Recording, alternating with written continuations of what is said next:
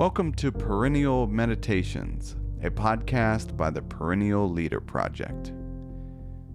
How do you see your place in the world? The late Zen master Thich Nhat Hanh suggested, when you ask the question, "Who am I?"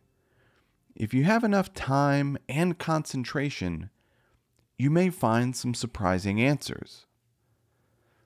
The basic insight of Buddhist teaching is the way we relate to the world is fundamentally misaligned with how it really is.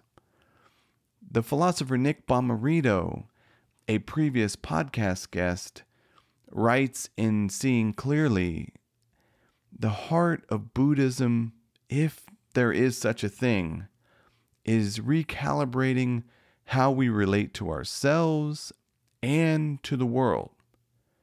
It's about confronting unpleasant realities directly with an attitude of problem solving. It's about acknowledging these things and, rather than living in denial, forging a way of life in light of them. But how does one begin to get over themselves? The renowned Japanese Buddhist philosopher Dogen explained that anything could be a form of practice, as long as you do it with the right mindset. According to Dogen, even mundane tasks like brushing your teeth or bathing are opportunities that can help change your orientation to the world.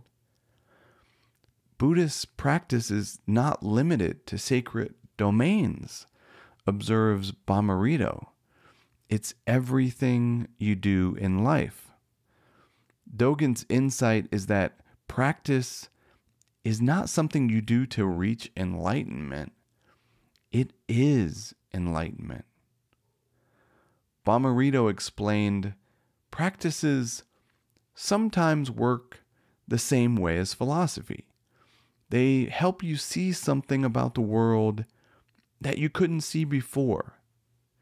But much of the time, practice is less about learning and more about absorbing, internalizing, and getting comfortable with what you've already learned. Why does any of this matter? How we respond to people in situations is not simply a matter of what we think or what we think that we think. Our responses are a result of a more fundamental outlook we have on life, shaped by our deepest feelings about the world and how it works. The Buddha put it this way: monks, form is impermanent. What is impermanent is suffering. What is suffering is non-self. What is non-self should be seen as it really is, with correct wisdom thus: this is not mine. This I am not. This is not myself.